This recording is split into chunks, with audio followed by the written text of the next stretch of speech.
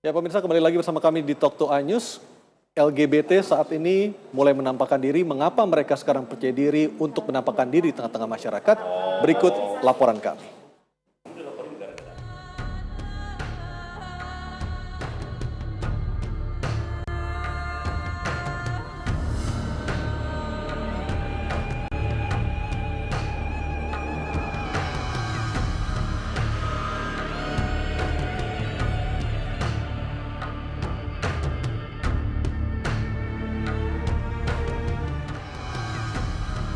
Dalam berinteraksi dengan sesamanya, biasanya para buci dan fem membentuk sebuah komunitas. Di ibu kota ada sejumlah lokasi yang dijadikan tempat berkumpulnya komunitas ini.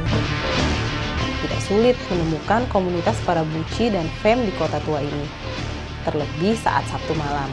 Keberadaan komunitas ini tampak berbaur dengan pengunjung lainnya.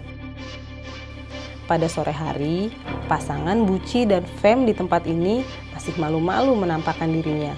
Hanya segelintir pasangan saja yang terlihat di sudut-sudut kota tua.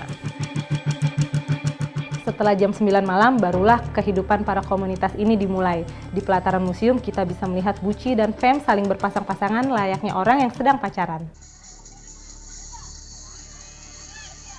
Warung-warung di sepanjang jembatan ini adalah salah satu tempat favorit para pasangan buci dan fem biasa berkumpul. Di tengah ramainya pengunjung kawasan wisata kota tua, kehadiran komunitas buci dan fem ini sebenarnya cukup mencolok. Namun, dari hasil pengamatan saya, masyarakat sekitar tampaknya sudah terbiasa dengan kehadiran pasangan sejenis ini. Buktinya, tidak satupun masyarakat yang merasa janggal dengan perilaku para buci dan fem tersebut. Saat malam semakin larut, komunitas buci dan fem semakin banyak yang berdatangan. Dan kebanyakan dari mereka masih berusia remaja. Bahkan, pasangan sejenis ini tanpa ragu memamerkan kemesraannya di depan publik. Dan saat ini saya telah kedatangan satu orang narasumber lagi, Ibu Poppy Amalia. Selamat malam Mbak Poppy. Malam. Seorang psikolog. Dan saya ke Mbak Erlinda dulu. Mbak Erlinda, Anda punya pengalaman tersendiri kah? Karena Anda juga sebagai seorang ibu menghadapi kasus LGBT ini. Iya, saya banyak sekali punya pengalaman, entah itu dua putra saya yang kebetulan yang satu sudah berusia 10, yang satu lagi akan berusia 12 tahun, dan teman-teman anak saya juga ini pada ABG semua kan, dan kebetulan tuh mereka dekat sama saya, sering cerita juga teman-teman anak. Apa yang mereka ceritakan? Ya mereka sering, tante kami kalau buka satu media sosial kok sekarang suka ketemu sama gambar-gambar begini ya, kata dia gitu. Terus goyangnya gini-gini. Artinya mereka gitu kan. sengaja dikirim ke akun mereka gambar-gambar tersebut? Betul. Nah itu juga yang saya koordinasikan dengan sesama komisioner bidang pornografi, yang kita koordinasi dengan Kominfo akhirnya. Karena si kecil saya juga merasa tidak nyaman, nomor satu ini kan, dia sudah ngerasa sudah mau remaja kan, usia mau akan 12 tahun. Dia bilang, Mam, itu kan bukan sesuatu yang boleh dipertontonkan kan, kata dia gitu. Dan dia bilang juga bahwa kan aku juga nggak boleh lihat kan. Itu gitu. anak Anda bisa berpikir demikian karena Anda sebelumnya juga sudah mengatakan mana sudah yang benar, mana yang salah seperti itu. Sudah memberikan permasalahannya informasi kan ketika orang tua yang tidak seperti Anda tidak memberikan contoh mana yang benar, mana yang salah. Betul, nah itu kan? yang terjadi dengan klien kami pada saat memang ternyata si ibu ini tidak pernah mau, bukan tidak mau pernah mau ya, tapi memang untuk membicarakan informasi tentang bagaimana reproduksi. Dianggap tabu. Mereka menganggap tabu dan mereka bilang nanti kalau sudah dewasa, sudah akan mau menikah baru akan diberitahu. Itu seperti itu, mereka rata-rata. Nah disitulah bahwa kami bersama kementerian, lembaga yang terkait, ya kami tadi memberikan edukasi, komunikasi ya kepada masyarakat bahwa seperti apa sih pengetahuan tentang reproduksi dan mencegah supaya anak-anak tidak terpapar dari pornografi itu seperti apa. Mbak Poppy, bagaimana kita melindungi atau bagaimana para orang tua melindungi anak-anaknya dari sisi kejiwaan agar mereka tidak terjerat dalam kasus seperti ini? Ya sebaiknya pendidikan seks sejak dini diberitahukan. Sejak dini itu di umur berapa? Usia 5 tahun di starting udah boleh. 3 tahun, 4 tahun udah boleh. Caranya adalah dengan bahasa anak. Saya 3 tahun kemarin. Ya, dengan bahasa anak misalnya gini, anak perempuan bajunya gimana sih? Pemahaman pendidikan seks ini kan bukannya seperti apa yang kita Apakah anak umur 5 persepsikan. tahun sudah bisa mendapatkan atau sudah bisa meresapi pesan-pesan tersebut? Bisa, contohnya gini, kita pakai puzzle. Kayak saya misalnya di TK saya nih ya, jadi anak pakai puzzle, dipasangin puzzle. Ini perempuan pakai ada kuncirnya, ada roknya gitu kan. Laki-laki ini. Jadi jelas dari kecil anak ini perempuan pakai baju ini. laki-laki pakai baju ini. Kalau anak perempuan sikapnya seperti ini. Artinya sejak kecil mereka sudah tertanam bagaimana seorang perempuan seharusnya, bagaimana seorang lelaki seharusnya seperti itu. Kemudian juga orang tua juga ya. Jadi artinya ibu mendidik anak perempuan tuh gimana?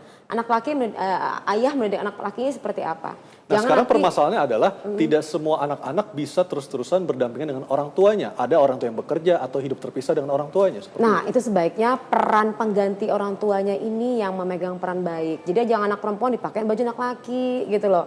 Kemudian dikasih tahu konsep yang jelas, dia perempuan laki dari kecil kan dibilangin, disampaikan. Kemudian pola asuhnya juga dikasih tahu yang benar. Nah, biasanya hampir rata-rata yang mengalami kelainan seksual ini punya persoalan dengan keluarga, terutama misalnya ayah. Peran ayah sangat memainkan peran.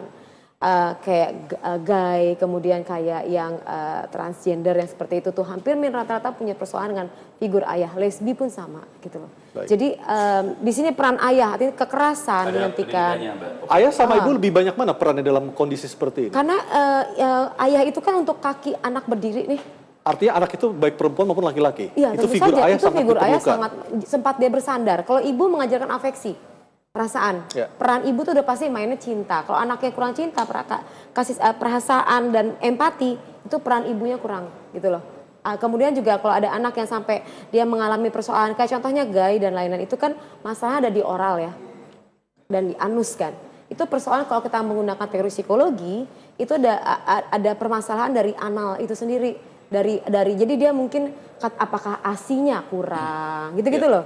Afeksi itu satu sih dari pola asuh. Kemudian juga bagaimana memberikan contoh yang baik di rumah. Kemudian juga peran lingkungan tadi yang sudah Mbak Linda sampaikan ini pasti mainannya lingkungan ya. Benar. Jangan beli sekolahan tapi belinya adalah lingkungan sekolah. Membentuk anak. Kemudian yang paling utama adalah pendidikan agama. Itu yang paling penting ya? Paling penting karena dia tahu pakemnya. Blended sama moral ya? Iya, pakemnya tahu gitu loh. Oh, ini di dalam katakanlah misalnya agama Islam atau Kristen atau agama apapun itu kan jelas ya.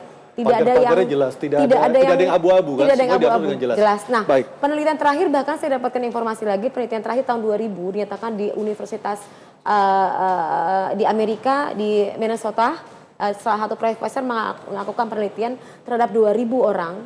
Hasilnya bahwa LGBT itu bukan karena genetik. Tetapi karena faktor lingkungan. Sosial Baik, terutama. kita tahan dulu. Kita punya data tentang jumlah kekerasan seksual terhadap anak-anak yang mengalami pasang surut jumlahnya. Jumlah terjadi setiap tahunnya. Namun selama kurun waktu 5 tahun terakhir kasus kekerasan seksual tertinggi berada di tahun 2014. Menurut data statistik dari Komisi Perlindungan Anak Indonesia atau KPAI, tahun 2011 terdapat 216 kasus kekerasan seksual yang terjadi terhadap anak-anak. Di tahun berikutnya, tahun 2012, jumlahnya meningkat menjadi 412 kasus. Dan di tahun berikutnya, 2013, kasus kekerasan seksual sempat mengalami penurunan menjadi 343 kasus.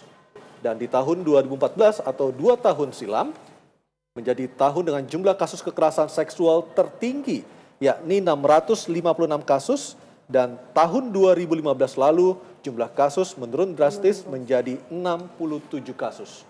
Anda bisa lihat tabelnya atau data-datanya di layar televisi Boleh Anda. tambahin ya? Ya silakan Mbak Erlina. Ini hanya baru sebagai anak sebagai pelaku. Anak sebagai pelaku. Belum anak sebagai korban. Oke.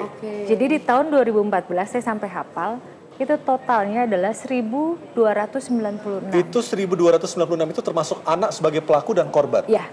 Di Betul. 2015 kenapa jumlahnya turun drastis?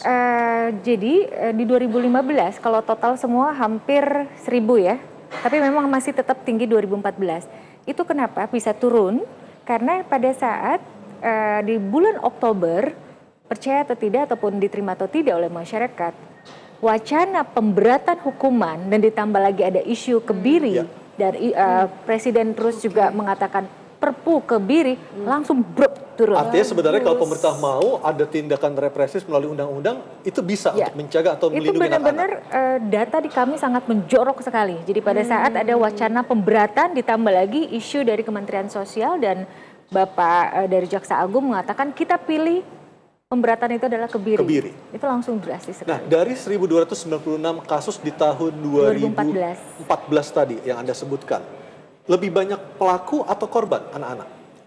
Korban. Korban. Nah, yang 2015 kita sangat bersedih, walaupun agak turun sedikit, tapi pelaku banyak anak. Ini yang kita sangat Artinya sesalkan. terjadi pergeseran, saya tidak tahu, kita menyebutnya pergeseran moral kah atau pergeseran perilaku yang akhirnya membuat anak-anak yang Kami menjadi pelaku menyatakan justru sementara meningkat. ini adalah pergeseran norma ya. Norma. Kita mengatakan sementara ini karena norma mengakibatkan perilaku akhirnya seperti itu. Cuman sekali lagi ini harus duduk bersama kita karena kami sendiri tidak ingin mencari kambing hitam, tapi kita lebih kepada bagaimana pada kasus ini penanganan anak-anak ini wajib direhabilitasi. Karena mohon maaf, di Sukabumi pun saja ini korban dari oknum guru udah mencapai 15 anak.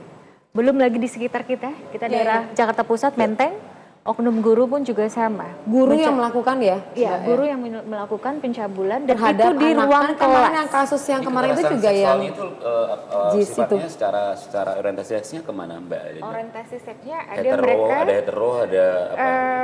ada ke anak perempuan, ada ke anak laki-laki.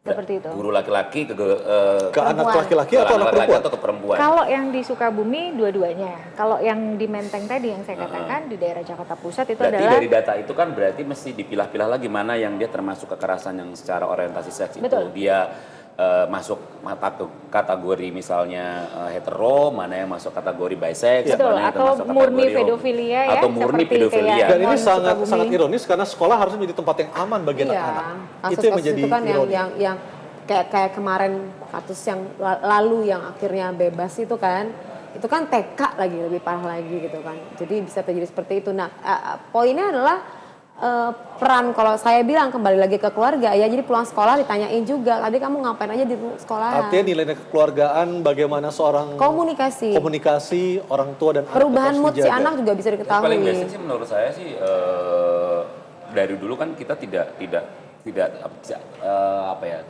terbuka soal seks itu apa ya jarang lah gitu. Dianggap tabu tadi. Iya, jadi misalnya kalau tadi ngomong soal pendidikan seks sebenarnya ya sudah urgent bahwa sudah ada beberapa yang menerapkan itu sudah ada, tapi kan harusnya menjadi semacam ya kurikulum wajib gitu Ya, harusnya artinya yang dilakukan. bisa masuk gitu. untuk ke sekolah menjadi bahan pelajaran juga. bagi Iya, anak-anak. karena kalau mau pendidikan seks berarti kan yang pertama yang harus dipahamin adalah bagaimana mengenal tubuh sendiri kan. Iya, benar. Itu paling basic Benar. gitu. Ini buat pipis, ini buat nyium. Tidak kan boleh gitu. tadi kan sempat anaknya Mbak Rinda kan bilang ini kan nggak boleh tonton kan, dia udah Ya. dapat pemahaman bahwa ini Karena tidak sejak dini sudah dipublish. diajarkan Ya. mana Itu yang udah patut, mana yang solusi. tidak tidak patut. boleh ditonton dan tidak boleh dipertontonkan, dia bilang kan seperti itu kan. Jadi Dan, saya pikir dan itu pada saat di send dia udah punya pakem kan, Ya. dia udah punya punya pakem. benteng ya. Sehingga tapi juga kita perlu ketahui juga ya bahwa ada kecenderungan penyimpangan seksual tadi kan. Ini kok anak laki sama anak laki sih? Iya. Ini anak yang SD nanya dong, kenapa terjadi? Kok dikirim di SEM gitu Ya. kan? Itu bahan pertanyaan saya di segmen berikutnya. berikutnya. Dan pemirsa Talk to Anyes masih akan kembali untuk membahas tentang ancaman LGBT. Tetaplah bersama kami.